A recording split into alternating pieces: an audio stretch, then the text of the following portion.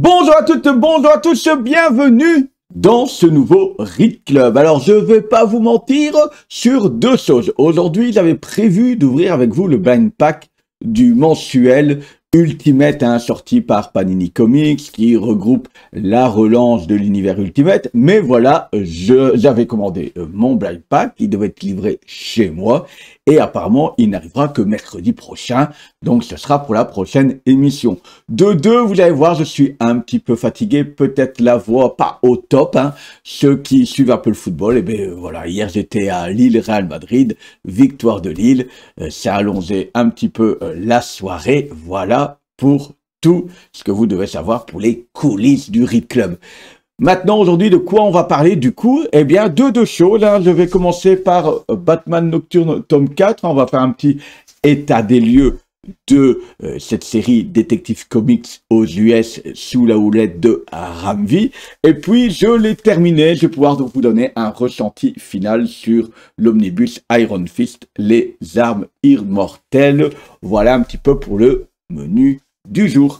Alors, sans plus tarder, Batman Nocturne, ce quatrième tome, donc on est avec Ram V au scénario majoritairement. Il y a du Dan Waters, mais c'est plus pour les backups, puisqu'on a les différents backups. Et au dessin, là, on a une paire d'artistes différents. Il y a même quasiment plus d'artistes que d'épisodes. Qu'est-ce qu'on retrouve ici dans ce Batman Nocturne? Eh bien, on en est à Detective Comics 1076 à 1080, avec les backups qui vont avec. Alors, je vous rappelle, on a les cet univers de Batman Nocturne, qui, à ne pas confondre avec Batman Dark City, lui, je vais le lire cette semaine, ça faisait longtemps que j'avais plus vu les deux continuités. Donc, dans ce Batman Nocturne, qu'est-ce qu'on avait? Il y a la famille Orgham qui arrive sur Gotham, une vieille famille très âgée et un petit peu rival du clan de Ra's al Ghul, de Talia al Ghul, etc., et qui veut mettre son emprise sur Gotham. Si vous ne voulez pas savoir, bouchez-vous les oreilles, mais on est arrivé à un point où apparemment ils allaient réussir leur coup, Batman était capturé, et on arrive là sur Batman va être pendu en place publique à Gotham, et finalement ce n'est pas tellement Batman qui va être le héros de ce quatrième tome, mais plutôt Selina Kyle, Catwoman, qui va mettre en place un plan, une équipe assez improbable pour sauver Batman et le faire sortir de Gotham. Voilà un petit peu le plan. On tourne un peu sur du Ocean's Eleven, un petit peu comme ça, sur le coup de... On voit le plan, on voit le recrutement des différents personnages, on voit le plan, mais est-ce que le plan va se dérouler comme prévu? Est-ce qu'il n'y a pas un plan du plan de plan? Un peu comme ça se fait aussi dans... je ne vais pas oser dire Casa del Papel, mais vous voyez un petit peu ce scénario de braquage, de création d'équipe et du plan du braquage et du contre-plan, etc. C'est un petit peu l'ambiance de ce quatrième tome, avec des backups qui expliquent un petit peu les différents personnages secondaires, qui donnent un peu de l'ordre, mais franchement, ces backups, pour moi, peuvent être clairement oubliables. Il va y avoir des personnages vraiment inattendus, des retours, etc., dans les différents personnages, et où je trouve que notre ami Chip Zdarsky se perd dans la série Batman qu'on retrouve dans Dark City, en voulant utiliser plein d'éléments du lore de Batman, et finalement, il s'y perd à vouloir jouer avec trop de jouets. On t'a donné les jouets, je veux jouer avec tout. Et finalement, je trouve que c'est assez indigeste sur Dark City. Ici, j'ai eu peur. Quand j'ai vu apparaître certains personnages, j'ai eu peur. Et je vous avoue que finalement, c'est vraiment cette série-là. Je le dis depuis que les deux séries sont arrivées quasiment en parallèle. Je ne m'y retrouve plus dans celle-là, alors qu'il y a toujours des petits traits mystiques, créatures, comment je vais dire, on tourne autour un peu du loup-garou de temps en temps, tout ce genre de créatures. Ben, finalement, moi, ça colle assez bien. Je trouve cette couverture tellement classe, tellement belle. Je ne sais même pas la couverture, c'est qui est-ce qui nous a pondu ça? Je ne peux pas retrouver là comme ça, mais ouais. la couverture, j'ai pas là comme ça la couverture de qui il s'agit, mais je trouve ça assez classe. En termes de dessin, on est sur des trucs un peu plus dark, un peu plus cracra que la série Dark City, hein, mais voilà, pas vous gâcher, voilà, on est sur des trucs très noirs, très dans ce style-là. Donc voilà, moi je suis tout le temps bien dans cette série. Alors soyons clairs, hein, c'est pas la série du siècle, mais voilà, du Batman qui change, qui tente des choses, et même à la fin, j'ai envie du coup de voir au postulat qu'il fait à la base de ce tome 4, qu'est-ce qui va se passer dans le tome 5. Voilà un petit peu cette pour ce Batman Nocturne. Je ne vais pas aller plus loin, c'est une série régulière. Vous l'attendez peut-être un peu plus. J'ai souvent des questions sur ce Immortal Iron Fist. Ma petite chronique est déjà tombée sur mon Instagram Read Club. Hein. Vous savez que j'essaie d'un peu écrire à l'avance. Enfin, écrire à l'avance. J'écris une chronique pour Instagram sur le comics. Ça m'aide un petit peu à préparer ce que je vais vous dire là et être un peu plus peut-être complet ici. Immortal Iron Fist. Un beau bébé de plus de 1000 pages et on y reviendra un peu plus tard sur ces 1000 pages. Iron Fist, bizarrement, c'est un personnage qui n'est pas hyper connu de l'univers Marvel, alors qu'il a eu sa série Netflix. Finalement, moi, qu'est-ce que je connaissais d'Iron Fist? Ses passages de temps en temps dans la série Daredevil, ses passages peut-être dans des events de temps en temps, même si c'est pas non plus celui qu'on voit le plus, j'ai l'impression, dans les events. Et la série Netflix en question, c'est ça qui m'a fait découvrir Iron Fist. Quand j'étais tombé sur Netflix dans Daredevil, puis les différentes petites séries qui en découlaient. Et voilà comment moi je connaissais ce Iron Fist. Donc pour moi, j'étais quasiment vierge de cet univers-là. C'est ce qui m'a fait prendre cet omnibus. Je ne l'ai pas payé plein pot. Je l'ai retrouvé sur Vinted 20 € moins cher que son prix initial, il me semble. On doit être aux alentours de 90 €, de 90 €, voire 80, et il me semble que j'ai aux alentours de 60. J'avais dit dans une vidéo précédente de toute façon.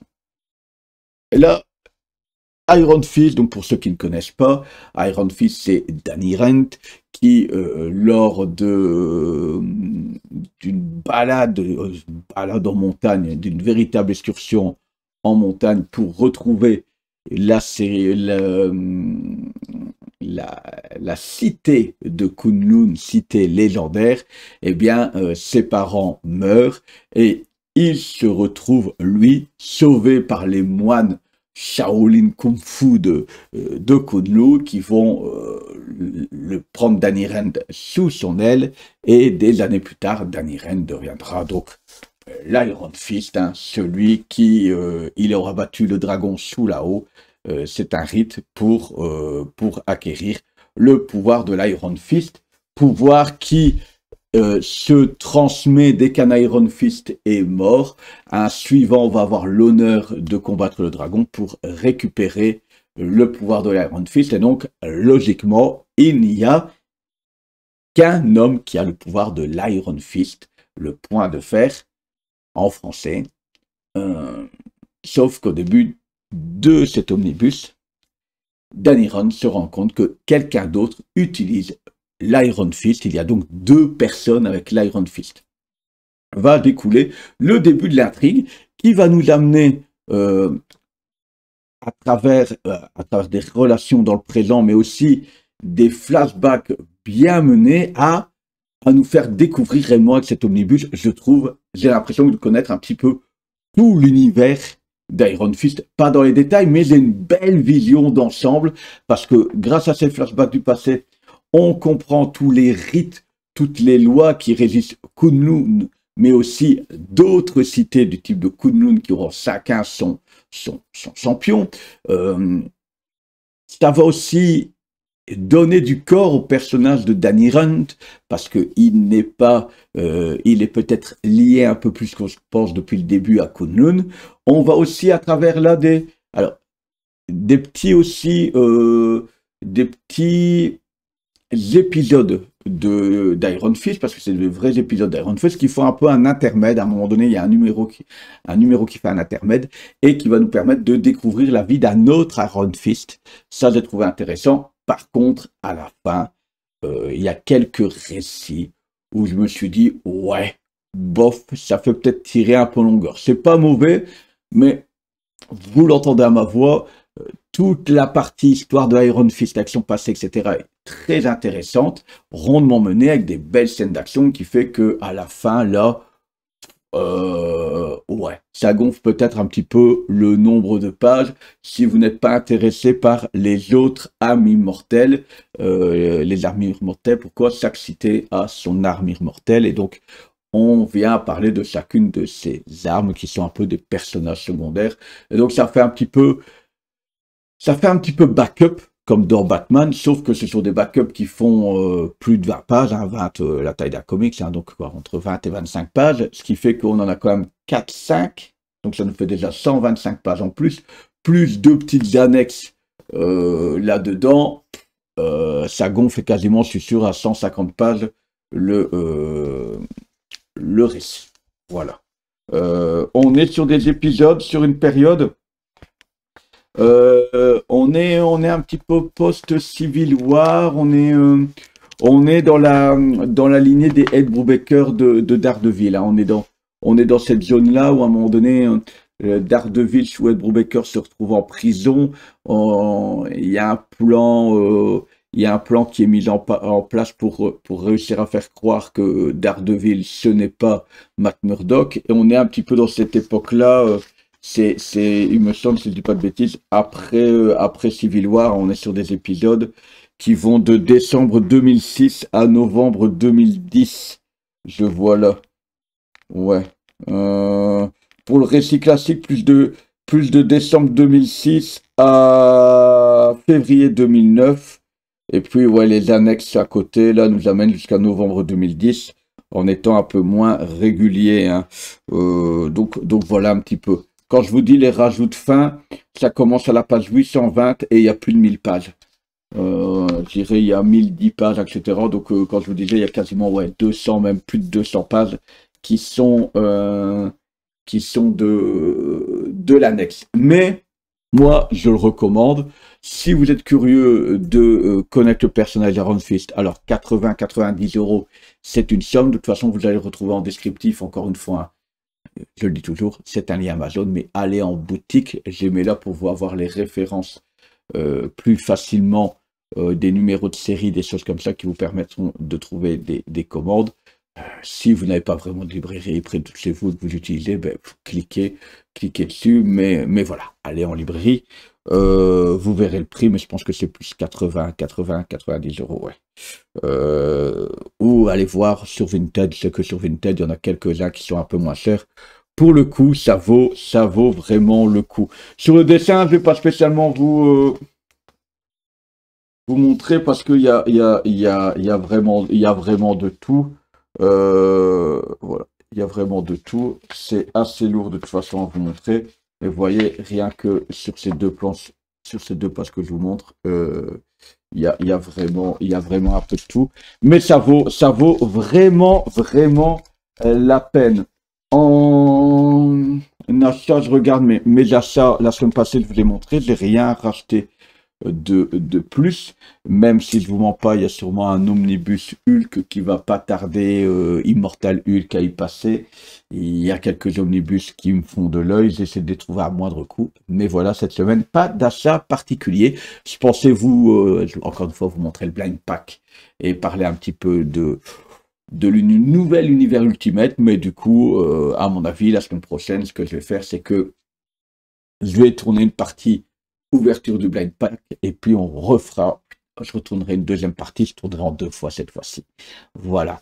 Pour ceux qui ne connaissent pas, bienvenue, ici c'est le Read Club. Vous voyez, on parle comics, un peu manga, un peu bande dessinée, des fois franco-belge.